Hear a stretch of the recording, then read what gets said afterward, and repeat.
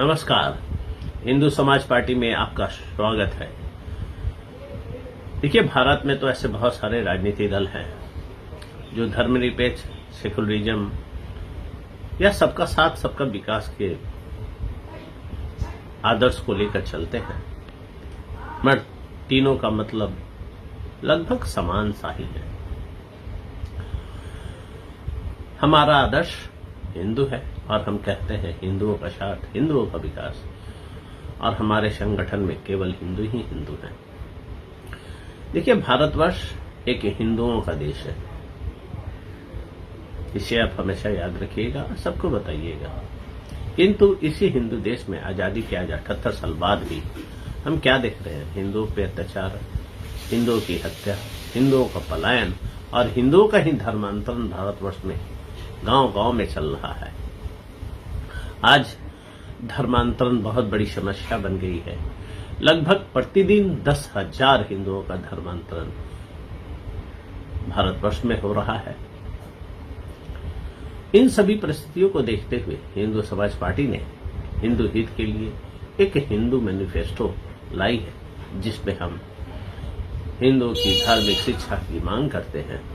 क्योंकि अगर हिंदू ही नहीं जानते हैं उन्हें करना क्या है, क्या नहीं करना है, क्या गर्व है, क्या अभिमान है हिंदू होना, जब तक उन्हें पता नहीं रहेगा तो वे हमेशा इसी तरह उन पर अत्याचार होती रहेगी। वहीं दूसरी ओर हर राज्य सरकार इस्लामिक शिक्षा, मदरसा शिक्षा के लिए करोड़ों करोड़ों रुपए खर्च कर रही है। आपको पता होगा, पश्चिम बंगाल की सरकार आज लगभग 5,500 करोड़ रुपए इस्लामिक शिक्षा, मदरसा शिक्षा के लिए अनुबंधित की है। केवल पश्चिम बंगाल ही सरकार नहीं, भारत की हर राज्य सरकार यह कार्य कर रही है, जिसमें बिहार गवर्नमेंट 1,000 करोड़ रुपए, उत्तर प्रदेश की सरकार 2,000 करोड़ रुपए, केंद्र सरकार 5,000 करोड़ रुपए खर्च कर रही है। पर कोई सरकार हिंदुओं के शिक्षा के लिए, धार्मिक शिक्षा के लिए कोई बजट नहीं बना रही है। यहां तक कि हमारे गुरुकुल के लिए भी 1 रुपया भी अनुदान नहीं दे रही है। वहीं दूसरी ओर हर राज्य सरकार मंदिरों के पैसे लूट कर रही है। भारत में लगभग 4 लाख मंदिरों का पैसा लूटा जा रहा है, लगभग 3 लाख करोड़ रुपए, जो कि भारत की जीडीपी का लगभग 8 से 9% है। आप समझ सकते हैं कितनी बड़ी रकम मंदिरों से लूटी जा रही है। देखिए, मंदिर ही था जो गरीब हिंदुओं के पास खड़ा रहता था, उनके खाने की व्यवस्था, उनके दवा का या उनके इलाज की व्यवस्था करता था। मतलब उसके खराब समय पे मंदिर उसके साथ खड़ी होती थी। आज हिंदुओं के साथ कौन खड़ा हो रहा है? वही ईसाई मिशनरियां, जो कुछ खिला के, कुछ पिला करके उन्हें धर्मांतरित करने में लगातार लगी हुई है। इसलिए हम कहते हैं मंदिर सरकारी नियंत्रण से मुक्त होनी चाहिए, धर्मांतरण के विरुद्ध कठोर कानून बनना चाहिए और इसे बंद करना चाहिए। साथ ही साथ जनसंख्या नियंत्रण कानून, कठोर जनसंख्या नियंत्रण कानून, केवल 2 बच्चे, पर ये 2 बच्चे हर पुरुष के लिए हों, केवल स्त्रियों के लिए ही नहीं कि 4 शादियां करके 2-2 करके हम ले लिए। तो सभी के लिए कठोर जनसंख्या नियंत्रण कानून होनी चाहिए। साथ ही साथ कॉमन सिविल कोड, सबके लिए समान न्याय व्यवस्था, हिंदुओं के अधिकार रक्षा के लिए एक बहुसंख्यक आयोग की जरूरत है।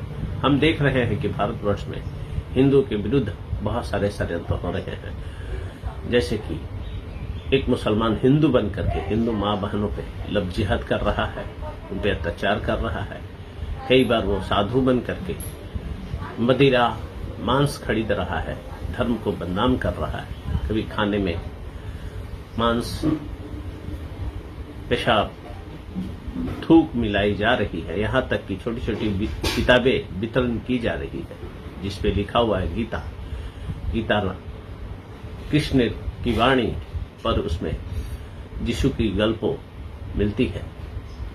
तो ये सारे षड्यंत्र हो रहे हैं। तो इसलिए गरीब निरीह हिंदू भी न्याय पे आ सके, बिना पैसे में ऐसे बहुसंख्यक आयोग की जरूरत है, जिसे हम बनाएंगे। साथ ही साथ हम अक्सर देखते हैं कि आए दिन विशेषकर पूजा के समय में मूर्तियों को तोड़ा जा रहा है, पर हम जो मूर्ति तोड़ेंगे उन्हें मृत्यु दंड दिया जाए या देंगे हम, तो क्या होगा? कहते हैं ना, सजा एक को सबक सबको। जब 2-4 जनों को फांसी पर झुलाई जाएगी तो फिर किसी में साहस नहीं होगा कि वो मूर्तियों को खंडित कर सके, तोड़ सके। साथ ही साथ बंगाल में शिक्षा व्यवस्था बहुत खराब हो चुकी है, तो उस शिक्षा व्यवस्था को बनाने के लिए हम फीस निःशुल्क शिक्षा व्यवस्था ला रहे हैं, जिसमें माता पिता अपने बच्चे को किसी भी अच्छे से अच्छे स्कूल में पढ़ाएं, पर उसका फीस हिंदू समाज पार्टी की सरकार देगी।